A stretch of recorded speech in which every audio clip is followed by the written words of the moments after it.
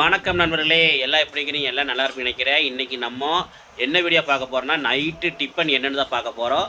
பார்த்தீங்கன்னா சும்மா இட்லி தோசை சாப்பாடு இந்த மாதிரி சாப்பிட்டு சலிச்சு போச்சு.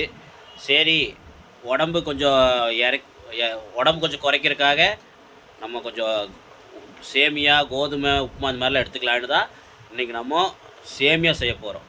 வாங்க ஃப்ரெண்ட்ஸ், அது எப்படி செய்கிற ஏது செய்யணும் பார்க்கலாம். இந்த வீடியோ எதுக்கு போடுறேன்னா, சேமியா கூட செய்ய தெரியாமல் இருப்பாங்க, அவங்களுக்காக வீடியோ. சில பேர் செய்வாங்க, செஞ்சுட்டு என்ன பண்ணுவாங்கன்னா கரெக்டாக தம் போடாமல் கொலகொலம் பண்ணிடுவாங்க. அதெல்லாம் கரெக்டாக பண்ணிங்கன்னா சூப்பராக ஒரு சேமியா. மேக்ஸிமம் இந்த அணில் சேமியான்னு விற்பாங்க கடையில். உங்கள் ஊரில் கிடைக்குதான்னு தெரியல, எங்கள் ஊரில் மேக்ஸிமம் அணில் சேமியான்னு பேக்கெட்டில் கிடைக்கும். அது ரொம்ப சூப்பராக இருக்கும். அவங்களே வறுத்து நீட்டாக பேக்கெட் பண்ணி கொடுத்துருவாங்க. சூப்பராக இருக்கும், டேஸ்ட்டாக இருக்கும்.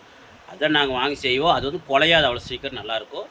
பாருங்கள் எப்படி செய்கிற ஏது செய்கிறது பார்க்கலாம் வாங்க. இது தான் இன்றைக்கி ஒரு வீடியோ, சின்ன வீடியோ தான் இருக்கும். பாருங்கள், சின்ன வீடியோ பெரிய வீடியோவோ பாருங்கள், பார்த்து என்ஜாய் பண்ணுங்கள். மறக்காமல் சேனலுக்கு சப்ஸ்கிரைப் பண்ணி பெல் பட்டனை தட்டி விட்ருங்க.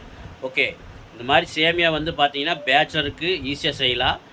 அது நாங்கள் செய்கிற மாதிரி செஞ்சு பாருங்கள், சூப்பராக செய்யலாம், அருமையாக செய்யலாம். ஒரு அர்ஜென்ட்டாக வேலைக்கு போகும்போது இந்த மாதிரி செஞ்சு சாப்பிட்லாம், அருமையாக இருக்கும், டேஸ்ட்டாக இருக்கும். காலையிலையும் செய்யலாம், நைட்டும் செஞ்சு சாப்பிட்லாம், குழந்தைங்களுக்கு ஸ்கூலுக்கு கொடுத்து விடலாம். இந்த மாதிரி செஞ்சு கொடுத்து குழந்தைங்க டேஸ்ட்டாக இருந்துச்சோ விரும்பி சாப்பிடுவாங்க. ஓகே ஃப்ரெண்ட்ஸ், வாங்க இப்போ வீடியோக்குள்ளே போகலாம்.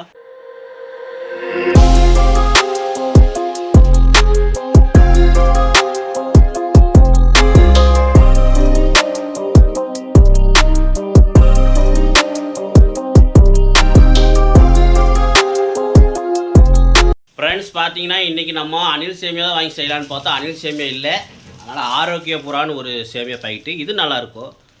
இந்த 2 சேமியா பாக்கெட் நல்லாயிருக்கும், எங்களுக்கு பிடிச்சது. உங்களுக்கு எப்படி இருக்கோ பார்த்து செஞ்சு சாப்பிடுங்க. நம்மளுக்கு வந்து பார்த்திங்கன்னா அணில் சேமியா இல்லைன்னா ஆரோக்கியபுரா, இந்த 2 சேமியா எங்களுக்கு ரொம்ப பிடிக்கும். நல்லா குலையாமல் நல்லா வரும். அதான் நாங்கள் செய்கிறோம்.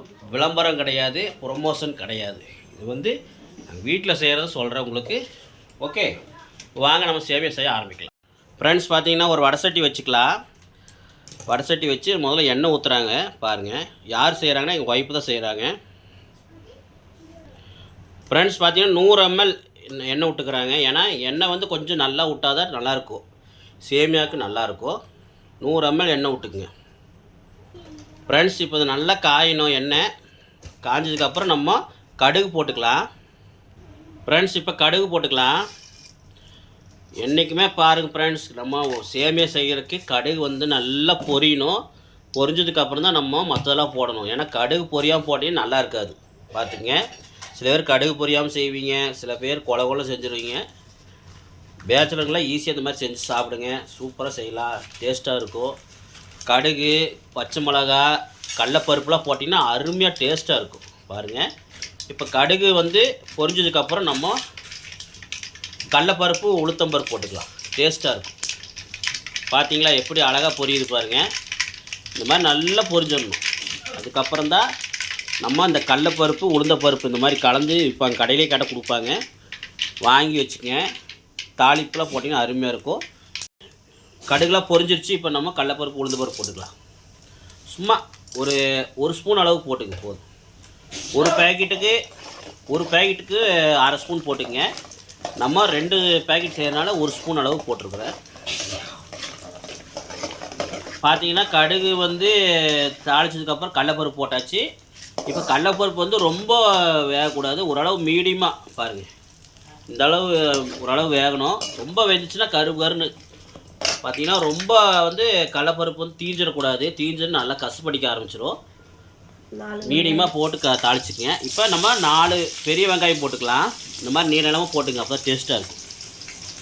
கூட நம்ம கருவேப்பிலை ஒரு கொத்தோ 2 கொத்தோ போட்டுக்குங்க. பாருங்கள், கருவேப்பிலையை அப்புறம் இந்த வெங்காயம் 4 பெரிய வெங்காயத்தை போட்டுக்கிறாங்க. பாருங்கள், பச்சை மிளகா 3 பச்சை மிளகா 4 கீரி வெட்டி இருக்கிறேன். 3 பச்சை மிளகா. ஆமாம் ஃப்ரெண்ட்ஸ், 3 பச்சை மிளகா 4 கீரி வச்சுருக்குறாங்க. பாருங்கள், இந்த மாதிரி கூட நீங்கள் வரமிளகா வேணுனாலும் சேர்த்துக்கலாம். வரமிளகா வேணுன்னா ஆப்ஷன் தான். நீங்கள் வரமிளகா வேணுன்னா அது கூட 2 போட்டு சேர்த்தாலும் காரம் நிறையா இருக்கும், நல்லா இருக்கும் டேஸ்ட்டாக. ஆனால் பச்சை மிளகா போட்டால் டேஸ்ட்டாக இருக்கும் சேமியாவுக்கு. இல்லைன்னா பச்சை மிளகா இல்லாதவங்க வரமிளகா கூட போட்டுக்குங்க, ஆப்ஷன் தான். கூட கொஞ்சம் உப்பு போட்டுக்கலாம், ஏன்னா வெங்காயம் வணங்குறதுக்காக கொஞ்சம் உப்பு போட்டு வணக்கிங்க. இப்போ இது நல்லா வணங்கணும். ஓகே, கடலப்பருப்பு, கடுகு, வெங்காயம், பச்சை மிளகா போட்டு வணக்கும் போது உங்களுக்கு அந்த ஒரு வாசம் வரும். சூப்பராக இருக்கும் ஃப்ரெண்ட்ஸ். அந்த வணக்கிற வாசம் வரும் பாருங்கள், அல்டிமேட்டாக இருக்கும். அது நீங்கள் செய்யும் போதே உங்களுக்கு ஃபீல் பண்ணுவீங்க. அப்போ நம்ம இதில் சேமியா போட்டு செஞ்சு சாப்பிட்டு பாருங்கள், இன்னும் அல்டிமேட்டாக இருக்கும். பக்காவாக இருக்கும் ஃப்ரெண்ட்ஸ். இதிலே நீங்கள் கேரட்டு, பீன்ஸ்லாம் போட்டு செஞ்சிங்கன்னா அதே உங்களுக்கு அது வந்து கிச்சடி மாதிரி பண்ணிக்கலாம். அவ்வளோதான். போடாமல் செஞ்சிங்கன்னா உங்களுக்கு இது சேமியா. அவ்வளோதான். மாற்றி மாற்றி செஞ்சுக்கிங்க, அவ்வளோதான். இது கூட இதே மாதிரி செஞ்சுக்கிட்டிங்கன்னா உப்புமாவுக்கு அப்படி தான். நீங்கள் ரவை உப்புமா சரி, கேசரியாக இருந்தாலும் சரி ஃப்ரெண்ட்ஸ். பார்த்தீங்கன்னா இப்போ கருவேப்பிலை இன்னும் கொஞ்சம் போட்டிருக்காங்க பத்தலைன்னு. ஒரு 2 கொத்தளவு போடுங்க கருவேப்பிலை, அப்போ தான் நல்லாயிருக்கும். கருவேப்பிலை இந்த அளவு போடுறா நல்லா நல்லாயிருக்கும். பார்த்தீங்கன்னா ரவை உப்புமாவாக இருந்தாலும் சரி, கோதுமை உப்புமாவாக இருந்தாலும் சரி, நீங்கள் இதே ஆப்ஷன் தான். இந்த மாதிரி நீங்கள் போட்டு வணக்கிட்டு இதே மாதிரி தண்ணி ஊற்றி, நாங்கள் போடுற அளவு தண்ணி ஊற்றி நீங்கள் ரவையை போட்டு கிண்டிகிட்டே இருந்தால் உங்களுக்கு ரவை உப்புமா ஆயிரும், கோதுமை உப்புமா ஆயிரும். ஓகே, நல்லா வணக்குங்க ஃப்ரெண்ட்ஸ். வெங்காயம் நல்லா வறுக்கணும். வெங்காயம்லாம் தாளிக்காமே போட்டுறாதீங்க, நல்லா இருக்காது. சில பேர் வெங்காயம் தாளிக்காமே போட்டுறாங்க. கடுகு பொரிஞ்சிடணும், அதான் டேஸ்ட்டு கிடைக்கும்.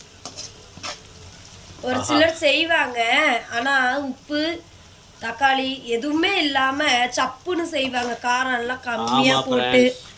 நமக்கு இந்த சப்புன்னு செய்கிறதெல்லாம் பிடிக்காது. நல்லா நீட்டாக செஞ்சாக்கா நச்சுன்னு செய்யணும். எல்லாருக்கும் நல்லா டேஸ்ட்டாக இருக்குதுன்னு, இன்னும் சாப்பிடாதவங்க கூட ஒரு வாய் சேர்த்து சாப்பிடணும், அந்த மாதிரி செய்யணும். பாருங்கள், அந்த கடலப்பருப்பு காட்டுவாங்க பாருங்க, எவ்வளோ அழகாக வந்துருக்கு பாருங்கள். இந்த அளவு வேகணும், ரொம்ப கருக்கக்கூடாது. ஓரளவு பாதி தான் வேகணும் கடலப்பருப்பு, அதான் டேஸ்ட் கிடைக்கும். வெங்காயம் கொஞ்சம் வதங்கணும். வெங்காயம் இன்னும் கொஞ்சம் வணங்கணும். கடலப்பருப்பு வந்து பார்த்திங்கன்னா ரொம்ப வேகாமல் இருக்கக்கூடாது, ஓரளவு வெந்திருக்கணும். வேகாமையும் செஞ்சிடக்கூடாது. பார்த்துங்க, உளுந்த பருப்பு போட்டிருக்குது அது கூட, அதனால் இன்னும் டேஸ்ட்டாக இருக்கும். ஆஹா, சரியான மனம் ஃப்ரெண்ட்ஸ், அல்டிமேட் பக்காவாக இருக்குது. போங்க பேச்சுலர்லாம் இந்த மாதிரி செஞ்சுக்குங்க. நீங்கள் ஒரு வேலைக்கு போகும்போது அர்ஜெண்ட்டாக போகிறீங்கன்னா இந்த மாதிரி செஞ்சுக்கலாம். இப்படிங்கிறதுக்குள்ளே ஒரு 10 நிமிஷத்துக்குள்ளே உங்களுக்கு ரெடி ஆகிடும். குழந்தைங்களுக்கு காலையில் ஸ்கூலுக்கு அனுப்பிச்சி விடும்போது இந்த மாதிரி செஞ்சு கொடுத்து விடலாம், ஈஸியாக இருக்கும். ஓகே, இல்லை குழந்தைங்களுக்கு காய்கறிலாம் போட்டு இதே மாதிரி கூட காய்கறி போட்டு வணக்கிட்டு நாங்கள் தண்ணி கரெக்டாக அளவு தண்ணி ஊற்றி தம் போட்டிங்கன்னா முடிஞ்சிடும். ஓகே, இப்போ வாங்க நம்ம தக்காளி போட்டுடலாம். நல்லா சின்னதாக வெட்டி போட்டுருக்கோம் ஃப்ரெண்ட்ஸ். 3 தக்காளி வந்து மேக்ஸிமம் ஒரு தக்காளி போட்டால் போதும். வேணுங்கிறவங்க டேஸ்ட்டுக்காக ஒரு 3 தக்காளி போட்டுக்குங்க. பாருங்கள் ஃப்ரெண்ட்ஸ், நல்லா வணக்கிக்கு.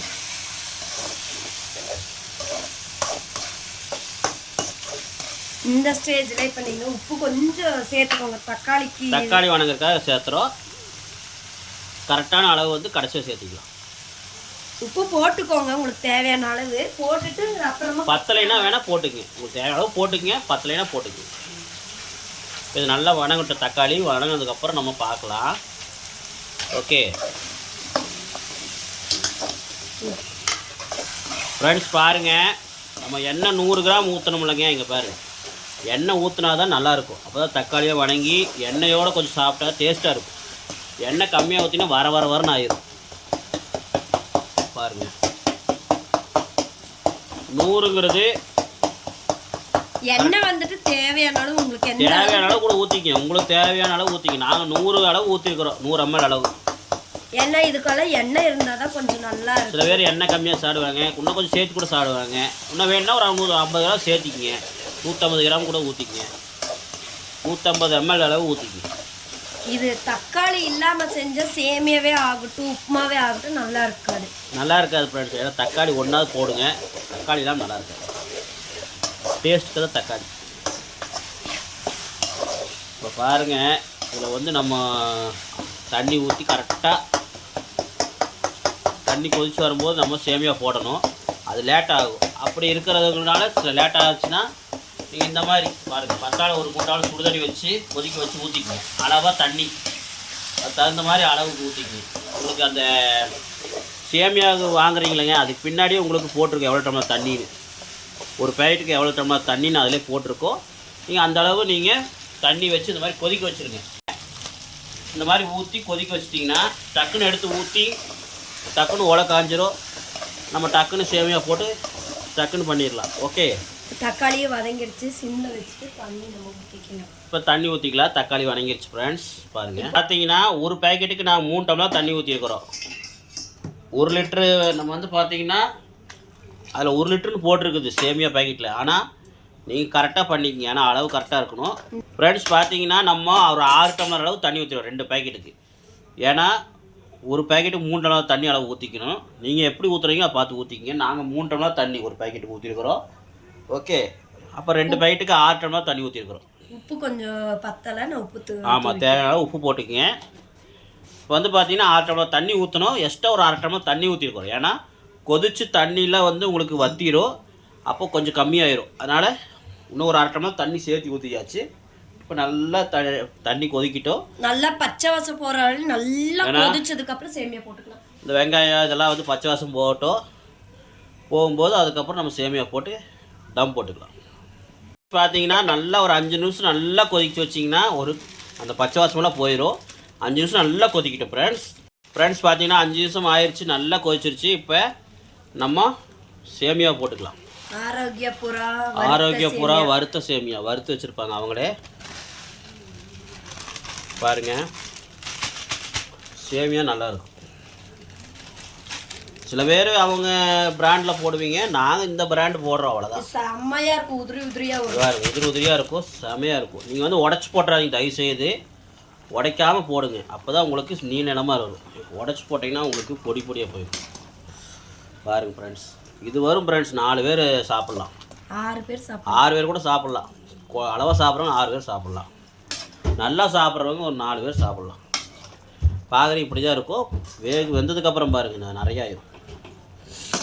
எவ்வளோ அழகாக இருக்குது பாருங்கள், பார்க்குறதுக்கு கலர்ஃபுல்லாக இருக்கா.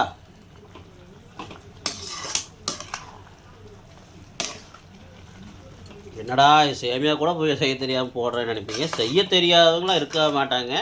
சேமியா செய்ய தெரிஞ்ச நிறைய பேர் இருப்பாங்க. ஆனால் செய்ய தெரியாதவங்க இருப்பாங்கள்ல சில பேர், அவங்களுக்காக தான் இந்த வீடியோ. அதுவும் இல்லாமல் பேச்சுலரில் இதை செய்ய தெரியாது, அவங்களுக்குலாம் இந்த ஒரு வீடியோ. இது வந்து எங்கள் அம்மா ஸ்டைல். இது எங்கள் அம்மா சொல்லி கொடுத்து எங்கள் ஒய்ஃபுக்கு செஞ்சிட்ருக்குறாங்க. அதனால் இது சூப்பராக இருக்கும். இந்த மாதிரி செஞ்சு பாருங்கள். ஒரு கல்யாண விசேஷம்லாம் இந்த மாதிரி செஞ்சிங்கன்னா அப்புறம் நீங்கள் தான் அல்டிமேட்டாக உங்களை தான் பேசுவாங்க அதிகமாக. நீங்கள் தான் சூப்பராக செய்கிறீங்கன்னு சொல்லி உங்களை பாராட்டுவாங்க. அவ்வளோ அல்டிமேட்டாக இருக்குது ஃப்ரெண்ட்ஸ். பார்க்குறக்கே கலர்ஃபுல்லாக இருக்குது. பாருங்கள், இது தம்மு போட்டிங்கன்னா எப்படி இருக்குன்னு பாருங்கள். ஓகே, நல்லா கிளறி விடும்போது இங்கே பாருங்க, நல்லா மட்டமாயிரும். தண்ணியில் உறிஞ்சி இப்படி போட்டு மட்டம் பார்த்தீங்கன்னா தண்ணி உறிஞ்சதுக்கப்புறம் பார்த்தீங்கன்னா மட்டம் பண்ணி விட்டு ஒரு மூடி போட்டு மூடி வச்சுருங்க. இந்த மாதிரி ஒரு மூடி வச்சிட்டிங்கன்னா அடுப்பு வந்துட்டு மீடியம். ஆமாம், அடுப்பு வந்து மீடியம் வச்சுக்கணும், ஸ்பீடாக வச்சிடக்கூடாது, கருகிரும். போட்டு மூடி வச்சுட்டு அடுப்பு வந்து இந்த மாதிரி மீடியமாக வச்சுட்டிங்கன்னா உங்களுக்கு தம் ஆயிரும். இல்லைன்னா கருகிரும், ஸ்பீடாக வச்சிங்கன்னா கருகிரும். இப்போ ஒரு 5 நிமிஷம் கழித்து நம்ம பார்க்கலாம். ஃப்ரெண்ட்ஸ் வாங்க பாருங்கள், 5 நிமிஷம் ஆயிடுச்சு. ஸ்லோவாக வச்சோமா, இப்போ பாருங்கள் எப்படி ஆயிருக்குன்னு பார்க்கலாம். இங்கே பாருங்க ஃப்ரெண்ட்ஸ், ஆஹா அல்டிமேட் சூப்பர் ஃப்ரெண்ட்ஸ். அவ்வளோதான். இப்போ வந்து நம்ம என்ன பண்ணுறோம், நல்லா ஒரு பரட்டுறோம்.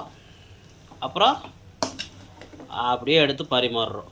மேலே கொத்தமல்லி வேணால் தூவி விட்டுக்குங்க, சூப்பராக இருக்கும். அவ்வளோதான் ஃப்ரெண்ட்ஸ். இப்போ ஸ்டவ் ஆஃப் பண்ணி விட்ருங்க. கருகிரும், அதனால் அப்பப்போ கொஞ்சம் கிளறி விட்டுக்குங்க. ஓகே, அவ்வளோதான் பாருங்கள். அவ்வளோதான், இறக்கியாச்சு. இப்போ இதை வந்து நம்ம பரிமாறி சாப்பிட்லாம். என் பையனுக்கு பார்த்தீங்கன்னா சேமியானா ரொம்ப பிடிக்கும் என் பையனுக்கு. இங்கே பாருங்கள், அவன் பாருங்கள் நேரம் வரைக்கும் 10 மணி 10:30 இருக்கும் மணி. இப்போ பாப்பா தூங்கிட்டா எங்கள் பையன் மட்டும் முடிச்சுட்ருக்குறான். ஏன்னா சேமியா சாப்பிட்டு தான் படுப்புன்ட்டு முடிச்சுட்ருக்குறான். எங்கள் ஒய்ஃப் செய்கிறது அவ்வளோ ரொம்ப பிடிக்கும். எங்கள் ஒய்ஃப் தான் பரிமாறிட்டு இருக்கிறாங்க. ஓகே ஃப்ரெண்ட்ஸ், பாருங்கள் சாப்பிட்ணும் போல இருக்குது ஃப்ரெண்ட்ஸ். டெம்டிங்காக இருக்குது. வாங்க சாப்பிட்லாம். ஆஹா, ஓகேவா, சாப்பிட்லாமா? வாங்க ஃப்ரெண்ட்ஸ் சாப்பிட்லாம். ஃப்ரெண்ட்ஸ் வாங்க சாப்பிட்லாம். சாப்பிட்டு பார்த்துட்டு எப்படின்னு சொல்கிறேன். யாரும் ஃப்ரெண்ட்ஸ், ஆஹா பச்சை மிளகா கூட சாப்பிட்லாம், சேர்த்தி டேஸ்ட்டாக இருக்கும். அவங்க சாப்பிட்லாமா? சுடுது ஃப்ரெண்ட்ஸ். சேமியா பொறுத்த வரைக்கும் கொஞ்சம் சூடாக இருக்கும், ஏன்னா அவ்வளோ சீக்கிரம் ஆறாது. சூடாக சாப்பிட்டா டேஸ்ட் கிடைக்கும். சாப்பிட்லாமா?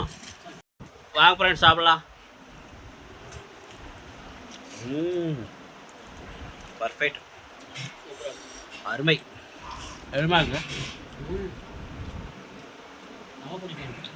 அம்மாவுக்கு ரொம்ப பிடிக்கும் எங்கள் ஒய்ஃப் செய்கிறது. ஏன்னா எங்கள் அம்மா சொல்லி கொடுத்து தான் இது டிஷ்ஷு. ஆனால் எங்கள் ஒய்ஃப் சூப்பராக செஞ்சுருக்காங்க. சமைக்கவே தெரியாது எனக்கு, சமைச்சு நல்லா பழகிட்டாங்க ஒய்ஃபு. அம்மா கையால் செய்கிறது ஃப்ரெண்ட்ஸ் தைரியமாக நீங்கள் சாப்பிட்லாம். அம்மா ஸ்டைலில் செய்கிறோம் பாருங்க. சட்னி வேணுங்களாங்க? இருமா. இது வந்து பார்த்தீங்கன்னா சாப்பிடாத சேமியா கூட சாப்பிடாதவங்கள சூப்பராக சாப்பிடுவோம். அது மாதிரி செஞ்சு கொடுத்தா நீங்களும் செஞ்சு சாப்பிடுங்க. இந்த மாதிரி ஒரு நல்ல வீடியோவில் அடுத்த வீடியோவில் சந்திக்கிறேன். அது வரைக்கும் உங்களோட விடைபெறுவது உங்கள் மணிகண்டன் மற்றும் அம்மா, அப்புறம் எங்கள் ஒய்ஃப். பாய் சொல்லு தம்பி. சொல்லு. Okay friends, bye friends.